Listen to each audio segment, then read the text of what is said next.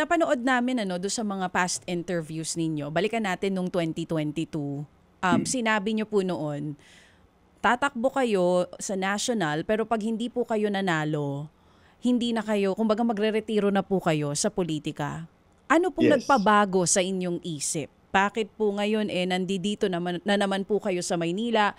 Kasi a lot of people, your critics, are saying now na gagamitin nyo daw po ulit ang Maynila para sa inyo pong political ambition sa 2028. Hindi na.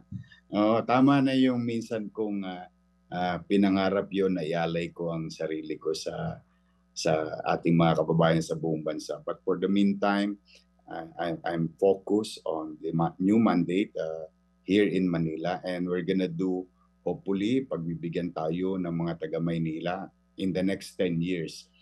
Because what we're gonna do is plan something for the next 10 years para magtuloy-tuloy naman na yung progreso at pagsasaayos ng syudad. So ibig sabihin, Mayor, di nyo na ulit iiwanan ng Maynila? Yes, 10 years. I made that commitment already to the public.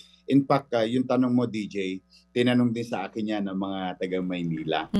Sabi nyo, baka iwan mo na naman mo kami. daw ulit, opo. Sabi ko, hindi ko naman kayo iniwan. It's just that, if given a chance at that time, it's the same country where the city of Manila is still the capital, and I can still do service. Yun yung paliwanag ko sa mga lolo't lola natin. Usually kasi, DJ Chacha, yung mga nagtatanong nun, yung mga senior citizen natin. Kasi napamahal sa akin talaga yan. Talagang inalagaan natin. And then I committed, sabi ko, hindi na ako. Dito na lang muna tayo in the next 10 years, hopefully. Opo, hopefully nga kasi siguro magiging depende yan sa performance nyo ngayong first term ninyo ulit. Diba, sa inyo pong kinabukasan sa 3 years from now, no, sa usapin po ng re-election. Pero sabi nga, balikan ko lang ito, Mayor, bakit ka ba nakumbinsin tumakbo sa pagkapresidente? Ito ba ay dahil sa nanguna ka muna sa survey? Yan ba ang kumbaga kumiliti sa iyo, yung survey na yan? Hindi po. We just wanted to offer what we have done in the city of Manila. Kaya lang, iba pa ang environment or pakiramdam ng taong bayan at that time. And in fact, we respected that. Nanamlay na tayo after that. Tumahimik na tayo until that there's an incident in Manila that nag-clamor yung tao.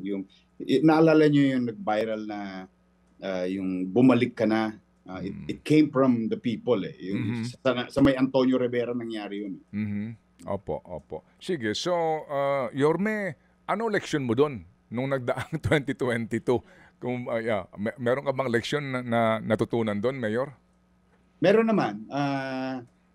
One, you don't react on things and make it personal.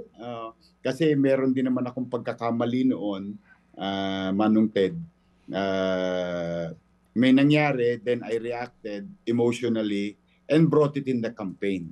I think that is one of the lessons in 2022, which I brought it here in 2025 election.